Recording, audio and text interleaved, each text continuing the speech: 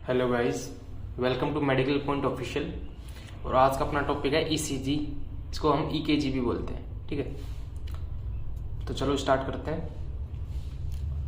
देखो, ECG electrocardiography, electro यानी electric activity of heart are depicted graphically. इसको हम बोलेंगे ईसीजी मीन्स, या फिर हम कैसे बोल सकते हैं, the electrical activity of heart are depicted graphically, या graphical depiction of electrical activity of heart is known as ECG. समझ आया? यानी हार्ट में कोई इलेक्ट्रिकल एक्टिविटी हो रही है, यानी इलेक्ट्रिकल एक्टिविटी क्या होती है हार्ट में? ऐसे नोड इम्पल्स जनरेट करता है, ऐसे नोड इम्पल्स जनरेट करता है। वो इम्पल्स ट्रैवल करती है, वो क्या बोलते हैं, कार्डियक मसल में। तो यही होती है इलेक्ट्रिकल एक्टिविटी ऑफ हार्ट, इससे हार्ट बीट जनरेट होती है। तो हम यही देखेंगे कि उस इलेक्ट्रिकल एक्टिविटी को ग्राफ पे कैसे रिप्रेजेंट करते हैं। देखो, पहले एक बार ये देख लेते हैं कि भाई जो रिदम जनरेट हो रही है ऐसे नोड से, वो पूरे वो सेल टू सेल कैसे फैल रही है वो इम्पल्स। ये पहला लेक्चर में मैंने बताया भी था, चलो एक बार फिर से बता देते हैं, ठीक है। जल्दी से देखते हैं एक बार, ठीक क्या होता है। देखो, अपन ने पढ़ा था कि कार्डियक मसल का जो ग्राफ होता है वो कुछ ऐसा होता है, एक प्लेटो फेज और फिर वापस हो जाएगा रीपोलराइजेशन। डीपोलराइजेशन की स्टेट में क्या हो रहा था, इसकी बेस लाइन थी -90 मिलीवोल्ट पे, जो रेस्टिंग मेम्ब्रेन पोटेंशियल थी इसकी। जब एकदम से रीपोलराइजेशन हुआ तो क्या हुआ, सोडियम पंप, ये सोडियम पंप है, ये ओपन हुई। सोडियम पंप ओपन हुए तो बाहर से सोडियम अंदर की तरफ आया, ओके। बाहर से सोडियम अंदर की तरफ आया, यानी अंदर यूजुअली जो सेल होती है उसकी रेस्टिंग मेम्ब्रेन पोटेंशियल कैसे होती है, अंदर से होती है नेगेटिव और बाहर से वो क्या होती है, पॉजिटिव, यही होती है। तो जब सोडियम अंदर आया तो इसने इस नेगेटिव चार्ज को डिस्टर्ब किया और अंदर क्या होगी, पॉजिटिविटी आई। तो इसकी वजह से मेम्ब्रेन क्या हुई, पहले डीपोलराइज। किसकी वजह से? Due to influx of sodium ion, okay. उसके बाद क्या हुआ, जो एकदम से रैपिड रीपोलराइजेशन वाली स्टेट दिख रही है जो एकदम से, इसमें क्या हुआ, पोटेशियम चैनल्स ओपन हुए इस वाली स्टेट में। इस वाले स्टेट में क्या है, पोटेशियम चैनल ओपन। पोटेशियम बाहर जाएगा क्योंकि इसकी अंदर कंसंट्रेशन ज्यादा होती है, तो पोटेशियम गया अपना बाहर। क्या हुआ, loss of potassium, okay. Potassium बाहर जा रहा है, लॉस ऑफ पोटेशियम। अब इस फेज में देखो, ये जो प्लेटो फेज है इसमें क्या हो रहा है, जो सोडियम बाहर जा रहा था ये तो है पोटाशियम चैनल, वो तो पोटेशियम अभी भी बाहर जा ही रहा है। जो पोटेशियम, सुनना, जो पोटेशियम यहाँ जो बाहर जा रहा था वो अभी भी बाहर जा रहा है, लेकिन इसके अलावा क्या चेंज आया है कि जो कैल्शियम चैनल और थे वो भी खुल गई प्लेटो वाली फेज में। Opening of slow calcium channel वो भी ओपन हो गई। इसकी वजह से क्या हुआ, कैल्शियम अंदर आने लगा। So there is inward as well as outward movement of cation. So cation बाहर भी जा रहे हैं, पोटेशियम बाहर जा, और कटायन अंदर भी आ रहे हैं। तो पॉजिटिविटी पे ज्यादा फर्क नहीं पड़ रहा, क्यों, प्लस चार्ज बाहर भी जा रहा है, प्लस चार्ज अंदर भी आ रहा है। इस वजह से एक प्लेटो फेज देखने को मिली। क्यों दिखी? Due to opening of slow calcium channels, इसकी वजह से प्लेटो फेज देखने को मिला। और ये रैपिड रिपोलराइजेशन क्यों देखने को मिला है? Due to opening of potassium channels. अब इसके बाद इस वाली फेज में क्या होगा, ये जो कैल्शियम वाले चैनल थे ये तो हो जाएंगे बंद, और यहाँ पे सिर्फ पोटेशियम चैनल बचेंगे इस वाली स्टेज में। इस वाली स्टेज में रीपोलराइजेशन वाला, और तो इसके बाद पोटेशियम का क्या हो जाएगा, efflux, so there is decrease in concentration of cations in ICF. Intracellular fluid में कैटायंस कम हो जाएंगे तो वापस नेगेटिविटी रिस्टोर हो जाएगी और ये -90 मिलीवोल्ट पे वापस आ जाएगी। ठीक है, ऐसे होता है रीपोलराइजेशन और डीपोलराइजेशन मसल का। अब देखो कार्डियक मसल में ये जो सिग्नल है, ये इंपल्स है, एक सेल से दूसरी सेल की तरफ कैसे गई। देखो ये कोई मायोकार्डियल सेल है,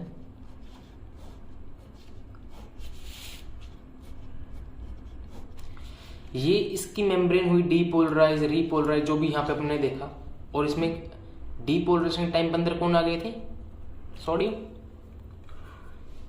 स्पेसिफिक इलेक्ट्रिक विंडोज के थ्रू दो मायोकार्डियल सेल के बीच में स्पेसिफिक इलेक्ट्रिकल विंडोज होती हैं। इन इलेक्ट्रिकल विंडोज को अपन बोलते हैं गैप जंक्शंस। तो गैप जंक्शन क्या हो गई, these are specific electrical windows which provide communication channel between two myocardial cell. समझ आ गया।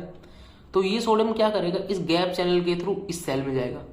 जैसे ही ये इस सेल में जाएगा तो इस सेल का क्या होगा, डीपोलराइजेशन, फिर से वो स्टेट आ गया डीपोलराइजेशन, फिर इस सेल वापस रैपिड रीपोलराइजेशन, प्लेटू, फिर डीपोलराइजेशन, फिर सोडियम यहां से इस सेल में चला जाएगा गैप जंक्शन के थ्रू।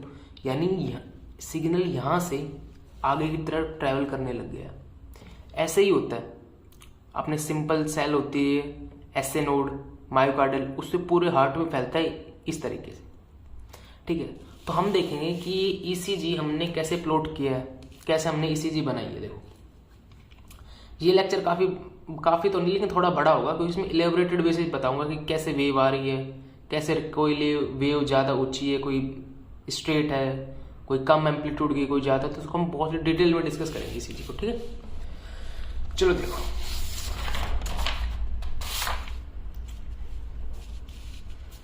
Consider a heart. ये हार्ट लिया मैंने, ओके।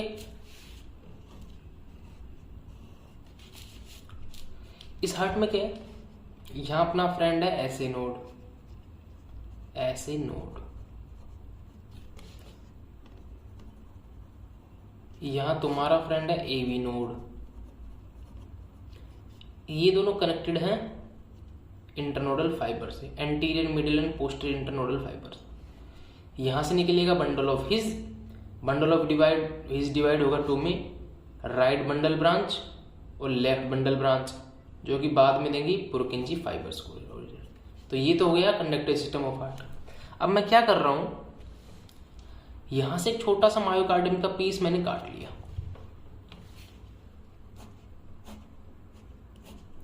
यहां पे छोटा सा मायोकार्डियम का पीस मैंने काटा और उसको मैंने यहां रख दिया।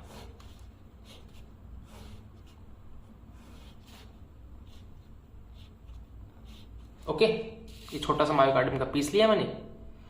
ये मानो कि ये एट्रिया है, एट्रिया का छोटा सा, एट्रियम का छोटा सा मायोकार्डियम है, मायोकार्डियम। ठीक है, ये छोटा सा मायोकार्डियम, तो इसमें बहुत सारी सेल्स होंगी और एज ऑब्वियस ये सभी सेल किसके कनेक्ट होंगी, गैप जंक्शन के थ्रू कनेक्ट होंगी। यानी मैं एक सेल को अगर कोई सिग्नल दूंगा तो सभी सेल में फैल जाएगा ड्यू टू गैप जंक्शन। मैंने क्या किया, एक गैल्वेनोमीटर लिया। देखो ये मत समझना कि फिजिक्स आ गई, हमारा क्या काम, चलो छोड़ दे, लेक्चर बंद करते हैं। आपका कंसेप्ट बिल्कुल क्लियर होगा तो आराम से बैठ जाओ और आराम से देखो इसको। ठीक है, देखो हमने लिया एक गैल्वेनोमीटर,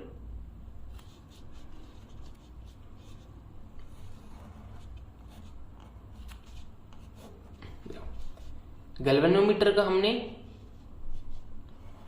एक पॉजिटिव एंड होता है, एक नेगेटिव एंड होता है, हमने इस पे लगा दिया इस मायोकार्डियल टिश्यू पे।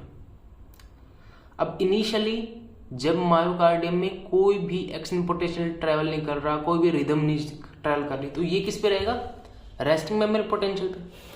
सभी सेल किस पे रहेंगी, रेस्टिंग मेमोरी पोटेंशियल पे। रेस्टिंग मेमोरी पोटेंशियल मतलब the potential between outer an inner part of a membrane when it is not stimulated. क्या बोला मैंने? What is resting membrane potential? The potential between inner and outer surface of a membrane when it is not stimulated. Okay. तो normally resting memory potential अंदर से कैसी होती है cell? Negative होती है. अपन अभी देखा था अंदर से क्या होगी? रेड पेंसिल आते देखो. नॉर्मली सेल अंदर से क्या होगी? नेगेटिव होगी क्योंकि रेस्टिंग मेम्ब्रेन पोटेंशियल पे, और अंदर सेल रेस्टिंग मेम्ब्रेन पोटेंशियल पे नेगेटिव होती है. अच्छा ओके, यानी गैल्वेनोमीटर की नीडल में कोई डिफ्लेक्शन होगा, कोई करंट फ्लो कर रहा है, इस मायोकार्डियम में कोई करंट फ्लो कर रहा है, सब कुछ स्टैटिक है. यानी अभी यहाँ गैल्वेनोमीटर की रीडिंग आएगी 0. यानी जब मायोकार्डियम स्टिमुलेटेड नहीं होता तो गैल्वेनोमीटर की रीडिंग क्या आएगी? 0. It will show 0. ये कंसेप्ट आपका बहुत बिल्डअप करने के लिए काम आ रही है. ये बिल्कुल बेसिक, अगर आपको ये समझ आ गया तो आप ईसीजी बिल्कुल आप फंडामेंटल में बिल्कुल अच्छे हो जाओगे. अब देखो मैंने क्या किया. मैंने यही मायोकार्डियम लिया, ये रहा मायोकार्डियम, और मैंने ये सेल्स है, ये मायोकार्डियल सेल्स है इसके अंदर. ओके, ये इसमें होगी मायोकार्डियल सेल. मैंने लगा दिया गैल्वेनोमीटर यहां पे.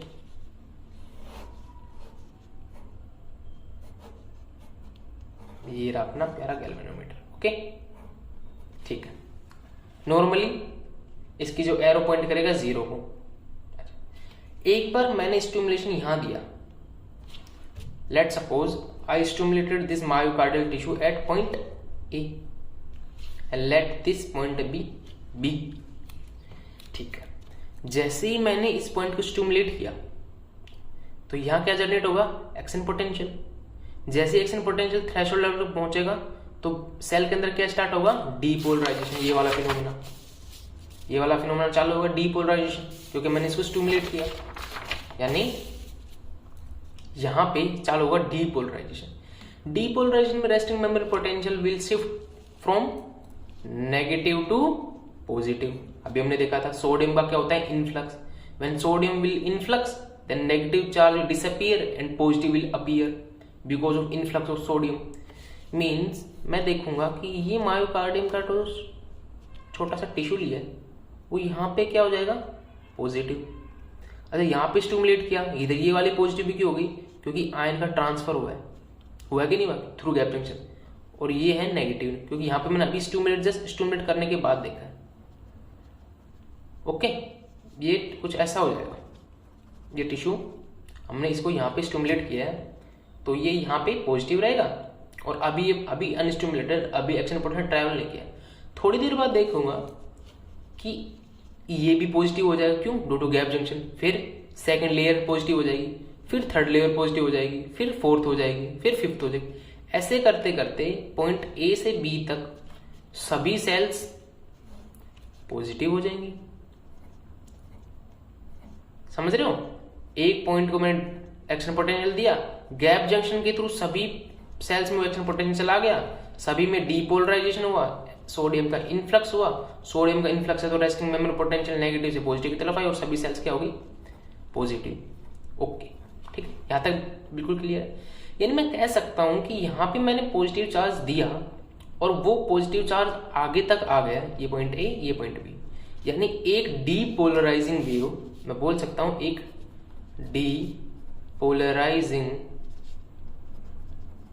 डीपोलराइजिंग वेव बढ़ रही थी इस तरफ. From A point to be a depolarising wave was travelling.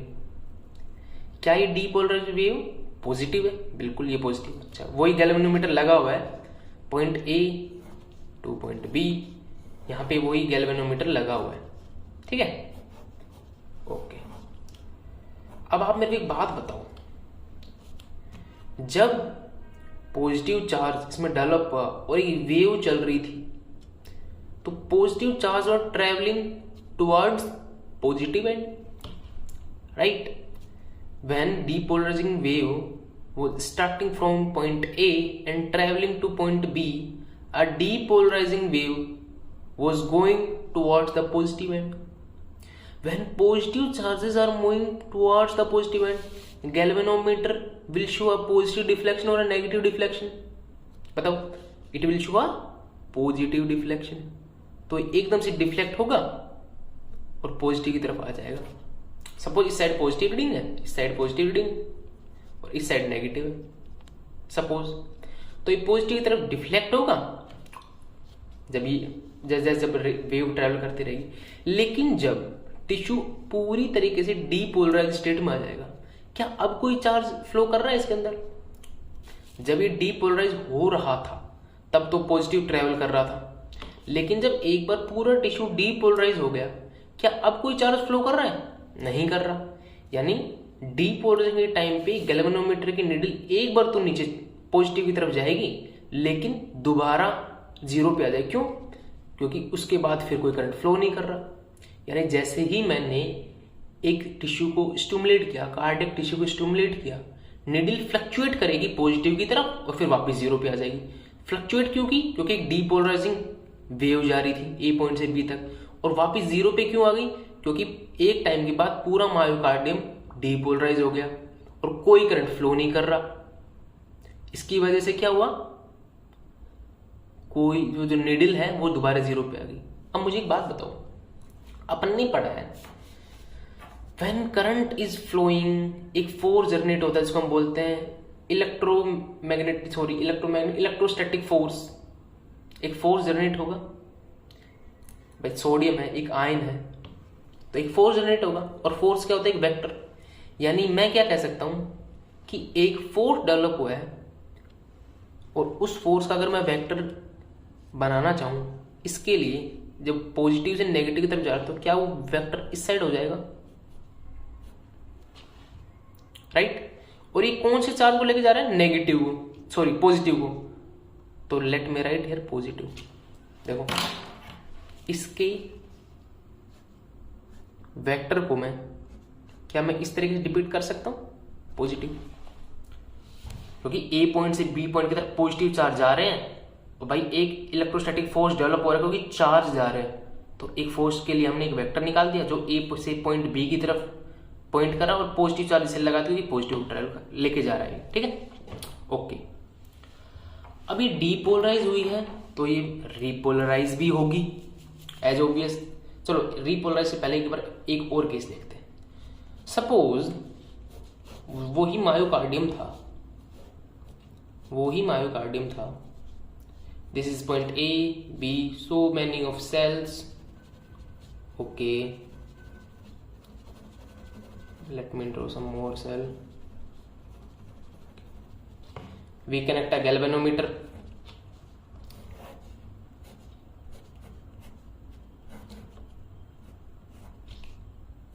ठीक है, पहले हमने ए पॉइंट पे स्टिमुलेट किया था, चलो बी पॉइंट पे करके देखते हैं अब क्या होता है। हमने बी पॉइंट पे स्टिमुलेट किया, सेम पहले रेस्टिंग में पोटेंशियल नेगेटिव थी क्योंकि अंदर से नेगेटिव होती है। अब यहां पे स्टिमुलेट किया है तो यहां से स्टार्ट क्या हो जाएगा? डीपोलराइजेशन। यानी देखो जो मायोकार्डियम का टिश्यू है उसको देखना, यहां पे मैंने स्टिमुलेट किया है पॉइंट बी पर, और यहां पे मैंने लगा रही पॉजिटिव इलेक्ट्रोड, यहां लगा रही नेगेटिव इलेक्ट्रोड। ये कनेक्टेड है अपने गैल्वेनोमीटर से। अब देखो ये कनेक्टेड है गैल्वेनोमीटर से, यहां पे मैंने जैसे स्टिमुलेट किया तो यहां क्या होगा? डीपोलराइजेशन। यहां भी नेगेटिव है क्योंकि रेस्टिंग मेमोरी पोटेंशियल में सभी, अभी आगे सिग्नल ट्रांसफर नहीं हुआ है। अब ये गैप जंक्शन के थ्रू ये पॉजिटिव इस साइड ट्रैवल करेगा, और हम थोड़ी देर बाद देखेंगे कि दो लेयर हो गई पॉजिटिव। थोड़ी देर बाद क्या देखेंगे? पहले ये वाली लेयर पॉजिटिव हो गई थी, अब ये वाली पॉजिटिव हो गई थी, अब थोड़ी देर बाद ये वाली हो जाएगी, और ये आगे अभी ऐसे हम क्या देख पा रहे हैं कि पहले पॉजिटिव फर्स्ट लेयर पे था, अब सेकंड लेयर पे आ गया। Means a depolarising wave is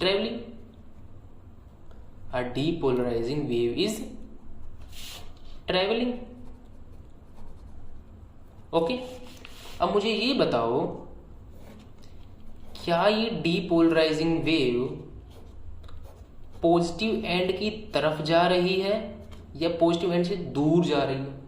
भाई वेव इस साइड से इस साइड जा रही है, यानी इसका वेक्टर कैसे बनेगा? इसका वेक्टर बनेगा ऐसे, vector in the direction of force बनता है, ठीक है, और ये क्या लेके जा रही है, पॉजिटिव। तो वेक्टर इसका पॉजिटिव एंड की तरफ जा रहा है, दूर जा रहा है, अपोजिट साइड जा रहा है, यानी इस बार जो अपनी निडल है गैल्वेनोमीटर की वो पॉजिटिव डिफ्लेक्शन शो करेगी, नेगेटिव करेगी, बिल्कुल वो क्या करेगी, नेगेटिव डिफ्लेक्शन शो करेगी, because positive charge is moving away from positive. यहां पे देखो positive charge is moving towards positive, same charge is moving same up to same end. ये कंसेप्ट याद रखना। कंसेप्ट क्या है, सेम चार्ज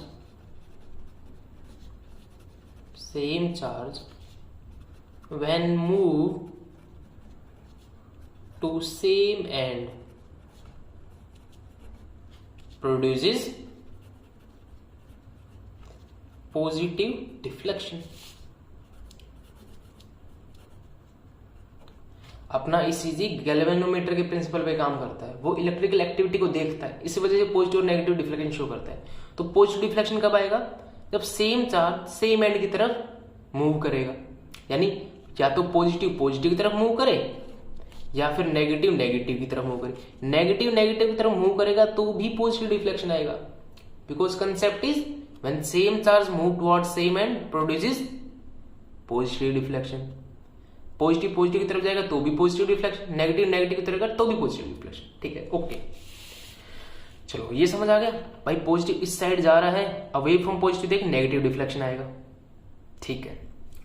अब देखो थोड़ी देर बाद क्या होगा, ये जो सेल है ये कंप्लीटली रीपोलराइज हो जाएगी। क्या कुछ गड़बड़ कर दी, ओके ओके सॉरी थोड़ी सी गड़बड़ करती है। देखो ये देखो ये यहाँ पे कंप्लीटली डीपोलराइज थी, तो डीपोलराइज से रीपोलराइज की तरफ जाएगी। सॉरी गाइस सॉरी, देखो वहां से समझो, देखो डीपोलराइज पे सेल क्या हो गई थी, अच्छे से पूरी डीपोलराइज हो गई थी। देखो अच्छे से थी, क्या थी, positive positive positive positive, it was positive through out the myocardial tissue, ठीक है, ओके।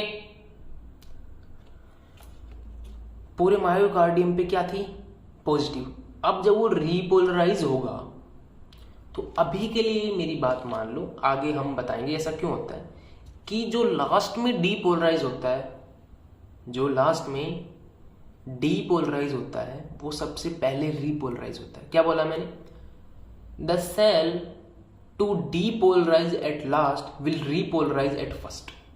अभी के लिए आप याद रख लो, मैं आपको बाद में इसको बताऊंगी ऐसा क्यों होता है, ठीक है। जब हमने पॉइंट ए पे स्टिमुलेशन दिया था, पॉइंट ए पर स्टिमुलेशन दिया था,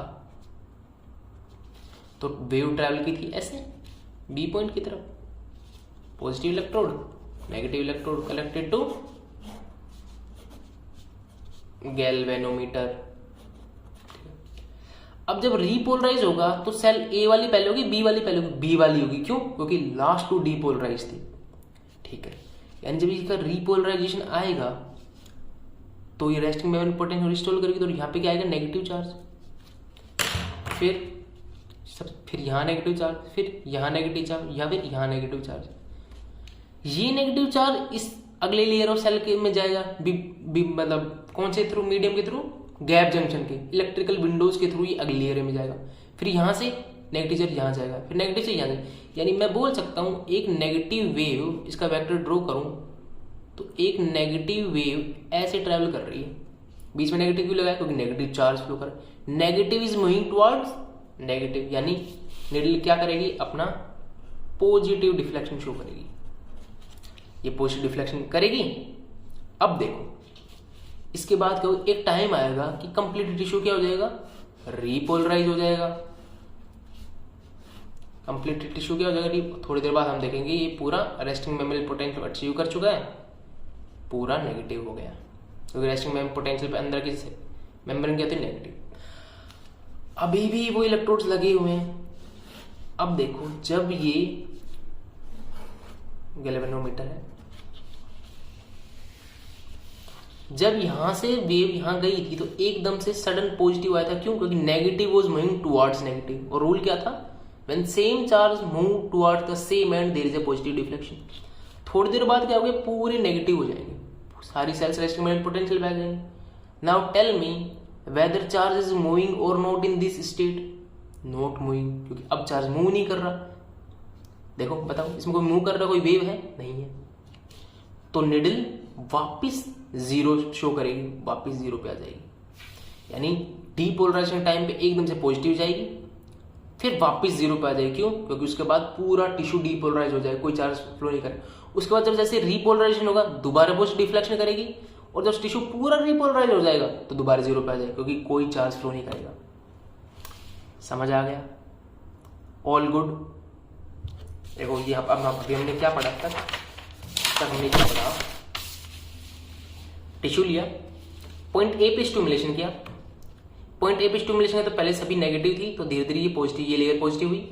इस लेयर पॉजिटिव से धीरे धीरे पॉजिटिव इस साइड गया, तो एक हम बोल सकते हैं depolarization wave is travelling from point A to B, point B की तरफ जा रही है, तो पॉजिटिव है इस साइड, तो ये यहाँ पे पॉजिटिव है, positive charge is moving towards positive, तो एक क्या देगी, पॉजिटिव डिफ्लेक्शन आएगी, तो ये क्या दिखाएगी, डिफ्लेक्शन शो करेगी। थोड़ी देर बाद क्या होगा कि पूरा टिश्यू डीपोलराइज हो जाएगा और सभी सेल्स क्या हो जाएंगी, पॉजिटिव। सभी सेल्स क्या हो जाएंगी, पॉजिटिव। क्या अब कोई चार्ज मूव करेगा, सभी सेल पॉजिटिव हो जाएंगे, नहीं करेगा, तो वापस जो गैल्वेनोमीटर की जो नीडल है वो वापस कहाँ जाएगी, जीरो पॉइंटर पे, वो क्या पॉइंट करेगी, जीरो। थोड़ी देर बाद क्या होगा, टिश्यू क्या होने लग जाएगा, रीपोलराइज। पहले क्या था, डीपोलराइज था, और थोड़ी देर बाद क्या स्टार्ट हो गया, रीपोलराइजेशन, तो नेगेटिव स्टार्ट हो जाएगा, नेगेटिव चार्ज अपीयर होना स्टार्ट हो जाएगा, और एक रीपोलराइजिंग वेव नेगेटिव एंड की तरफ चलेगी। नेगेटिव होगा पहले ये, फिर ये नेगेटिव होगा, फिर ये नेगेटिव होगा, फिर ये लेयर नेगेटिव होगी, ऐसे कर करके ये सभी नेगेटिव एंड की तरफ चलेंगे, तो एक रीपोलराइजेशन वेव ट्रैवल करेगी, जिसका वेक्टर हमने ये बनाया, तो नेगेटिव लगाएगा क्योंकि नेगेटिव चार्ज ट्रैवल कर रहा है। When negative charge travel towards negative, तो क्या आएगी, पॉजिटिव वेव। ठीक है, अब देखते हैं कि क्या हो। अभी तुमको लग रहा हो कि इसका क्या फायदा है, ये क्या बता रहा है, ये इसमें ये तो टॉपिक से ही बाहर है, लेकिन ये अगर आप समझ गए तो आप इस चीज पैटर्न को इतने अच्छे से समझोगे। देखना, देखो अब समझो कि ये वो मायोकार्डियल टिश्यू है, स्लॉट्स ऑफ मायोकार्डियल सेल,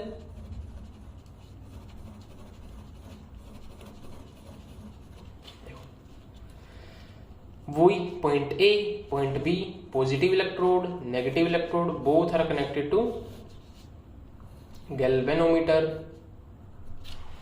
पहले हमने स्टिमुलेशन क्या दिया था, पॉइंट ए पर। लेट सपोज अब हम देंगे स्टिमुलेशन पॉइंट बी पर। रेस्टिंग मेम्ब्रेन पोटेंशियल को ये क्या होगा, डिस्टर्ब करेंगे, एक्शन पोटेंशियल आएगा, एक रिदम जनरेट कर रहे हैं यहाँ पे पॉइंट बी पे। इस अब क्या होगा, यहाँ नेगेटिव रेस्टिंग मेम्ब्रेन पोटेंशियल पे, तो ये क्या होगी, ये लेयर क्या होगी, पॉजिटिव होगी due to influx of sodium. अब ये वेव कहाँ ट्रेवल करेगी, इसके एडजेसेंट सेल में।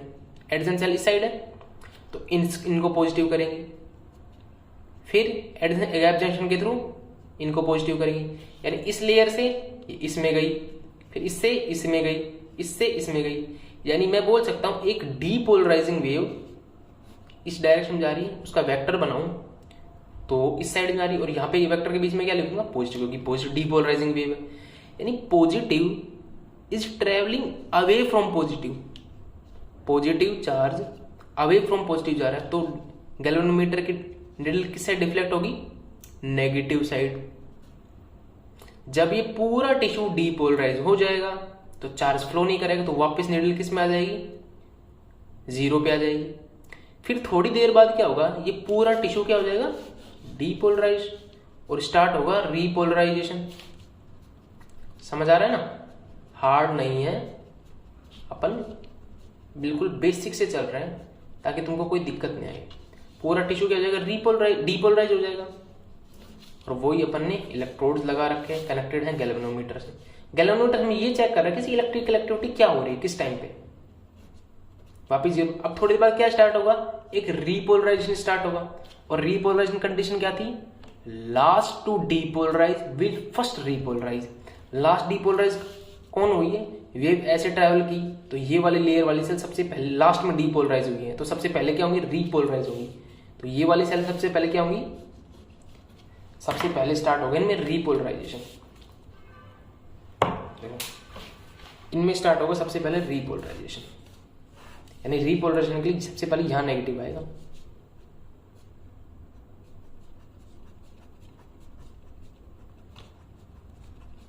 ओके, देखो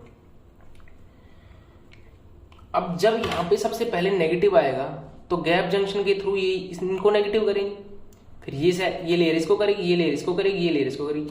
यानी मैं बोल सकता हूं एक डीपोलराइजिंग वेव इस साइड ट्रैवल कर रही है, इसका वेक्टर किस साइड आएगा, इस साइड आएगा। Negative positive end connected to galvanometer.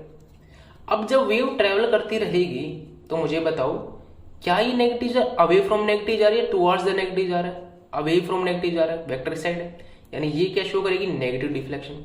और थोड़ी देर बाद क्या होगा, पूरा टिश्यू नेगेटिव हो जाएगा, पूरी टिश्यू पूरा रिपोलराइज हो जाएगा, कोई भी रिदम नहीं होगी, तो वापस से नीडल में कोई डिफ्लेक्शन नहीं होगा और वापस जीरो पे आ जाएगी। यानी हमने इस लेक्चर में क्या समझा है, मेन ये बिल्कुल बेसिक लेक्चर था, उसमें हमने समझा है ये कि जब टिश्यू फुल्ली रिलैक्स्ड होता है, फुली रिलैक्स्ड का मतलब क्या होता है, नो एक्शन पोटेंशियल,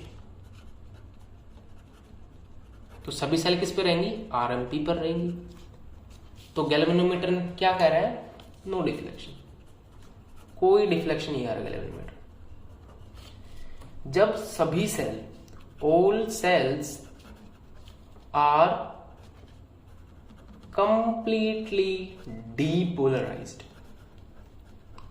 डीपोलराइज्ड, जब सेल सभी कंप्लीटली डीपोलराइज्ड है उस टाइम पे क्या हो रहा है, कोई डिफ्लेक्शन नहीं हो रहा। क्यों, क्योंकि जब कंप्लीटली डीपोलराइज्ड हो गई तो चार्जेस ही मूव नहीं कर रहे। When sales are completely repolarised, repolarised उस टाइम पे क्या हो रहा है, अब भी कोई डिफ्लेक्शन नहीं हो रहा, नो डिफ्लेक्शन। क्यों नहीं हो रहा, क्योंकि पॉजिटिव से सभी नेगेटिव की तरफ आ गई, आरएमपी की तरफ आ गई और अब कोई चार्ज फ्लो नहीं करा तो भी कोई डिफ्लेक्शन नहीं होगा। तो सर बताओ कि डिफ्लेक्शन होगा कब, मैं बताता हूं, देखो डिफ्लेक्शन कब होगा, डिफ्लेक्शन कब होगा, केस ऑफ डिफ्लेक्शन, भाई डिफ्लेक्शन होगा कब, ये देख लेते हैं। केस ऑफ डिफ्लेक्शन, पहला during depolarising wave, during depolarising wave, depolarising wave के ड्यूरेशन में होगा। डीपोलराइजिंग वेव का मतलब क्या होता है, कॉन्ट्रैक्शन के टाइम पे, कॉन्ट्रैक्शन या फिर सिस्टोल, इस टाइम पे आएगी, क्योंकि इस टाइम पे वेव चल रही होगी, नेगेटिव से पॉजिटिव बन रहा होगा या पॉजिटिव से नेगेटिव जा रहा होगा, यानी उस टाइम चार्जेस का एक्चुअल मूवमेंट है। और ड्यूरिंग रीपोलराइजिंग वेव, रीपोलराइजिंग वेव, या फिर मैं उसको बोल सकता हूं डायस्टोल के टाइम पे, या फिर रिलैक्सेशन, रिलैक्सेशन के टाइम पे। यानी अपनी डिफ्लेक्शन निडल में तब आ रही है जब या तो डीपोलराइजिंग वेव आ रही है या रीपोलराइजिंग वेव आ रही है। समझ आया, इसके अलावा अपनी वेव नहीं आ रही है। तो ये तो बात हो गई यार एक छोटे से टिश्यू के बारे में, ये बात हो गई एक छोटे से मायोकार्डियम टिश्यू के बारे में, ठीक है। अब एक छोटा सा अपना एक कंसेप्ट और बच गया कि क्या होगा अगर जो टिश्यू अपन ने लिया उसकी थिकनेस अगर अपन बढ़ा दें, यानी ये टिश्यू छोटा लिया था, इसकी थिकनेस मैंने बढ़ा के डबल या ज्यादा कर दी। अब मैंने टिश्यू लिया मोटा, वही नेगेटिव और पॉजिटिव एंड लगाए और इसको किससे कनेक्ट किया है, गैल्वेनोमीटर से। Now tell me whether this myocardial tissue will contain less myocardial cell और more myocardial cell than previous case, more myocardial cell, क्योंकि अब क्या हो गया, ये थिकर हो गया, तो इसमें ज्यादा मायोकार्डियल सेल है।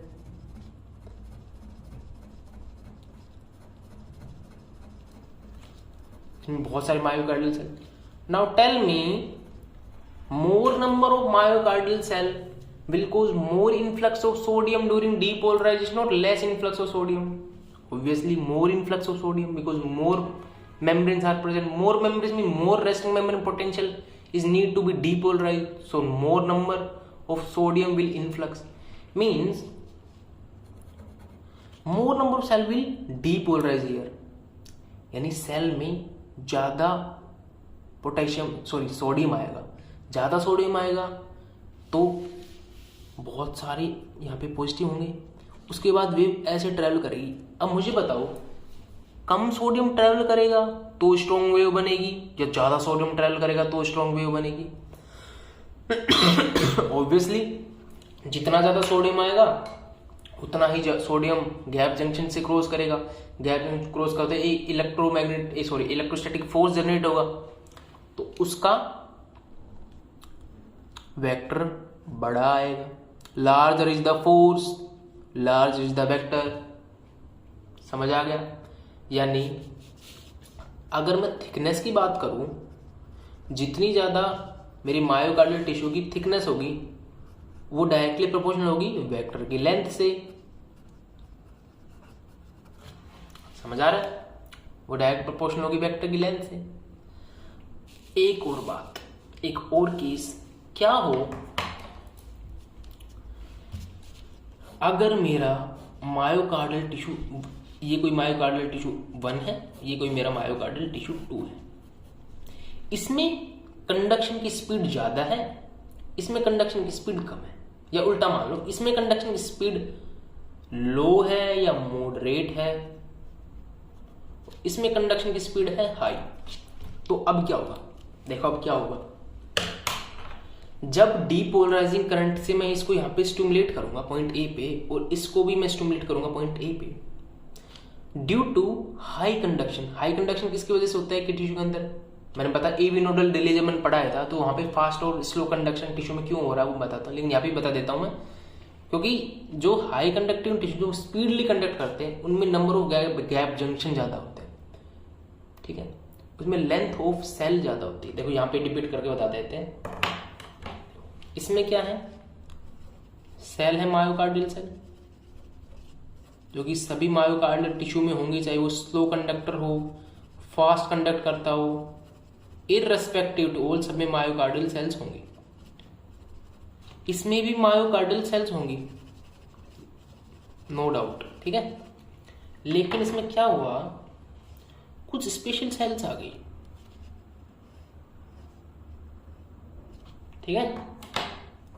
बीच में क्या आ गई? कुछ स्पेशल सेल्स आ गई। इन सेल्स ने क्या किया हाई कंडक्टिंग में, अब जब सोडियम आएगा तो गैप जंक्शन इसको यहां मिलेगा, एक यहां मिलेगा, यानी sodium come number of membrane से पास होगा तो इसकी स्पीड बढ़ जाएगी जाने की। Less will be number of membranes in high conductive tissue. यहाँ पे वो सोडियम बहुत सारी मेम्ब्रेन के थ्रू क्रॉस करता जाएगा, क्योंकि सेल छोटी छोटी, इसमें सेल बड़ी बड़ी है, और यहाँ पे गैप जंक्शन भी एक नॉर्मल सेल के कंपैरिजन में ज्यादा होते हैं, ठीक है। तो स्लो और फास्ट होगी।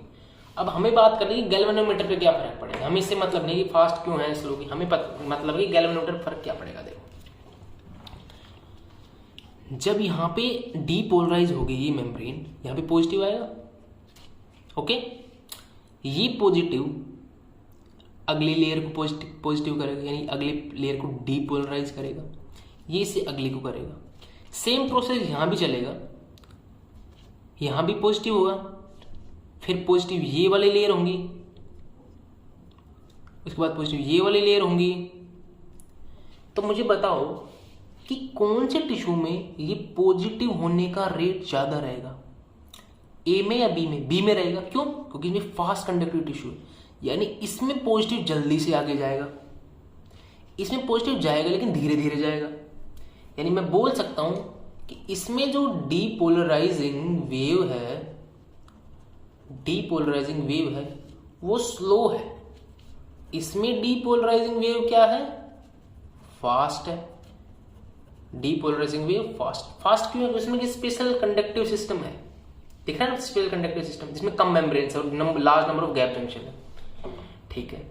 अगर स्लो डीपोलराइजिंग वेव है तो एक लो इलेक्ट्रोस्टैटिक फोर्स जनरेट होगा और इसमें एक हाई इलेक्ट्रोस्टैटिक फोर्स जनरेट होगा।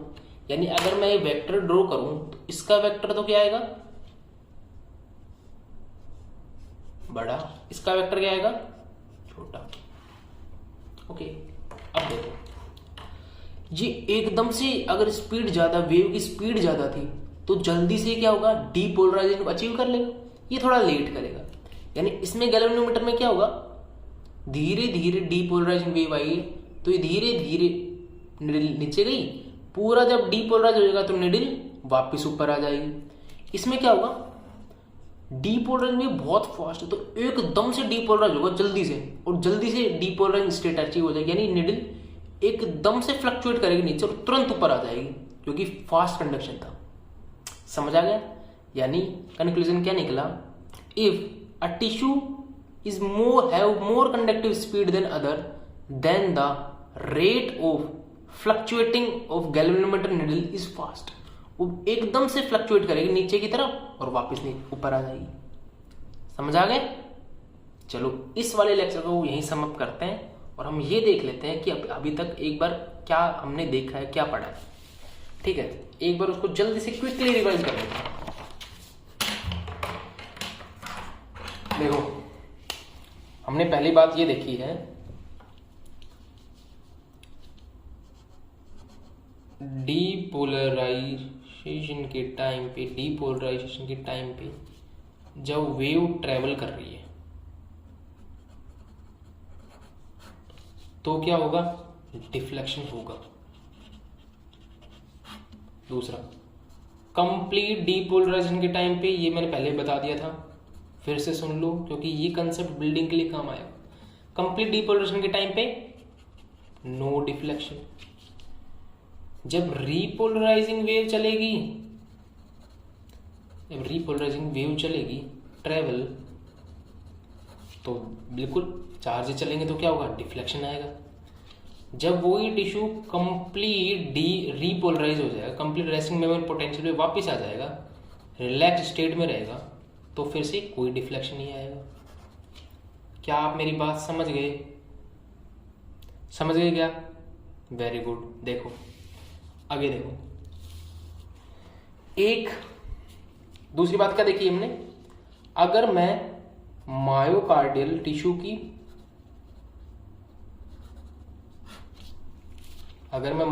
टिश्यू की थिकनेस बढ़ा देता हूं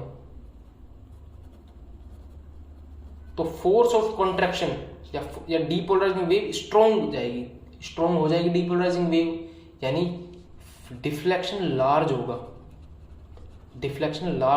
किसके कंपैरिजन में? अगर मायोकार्डियल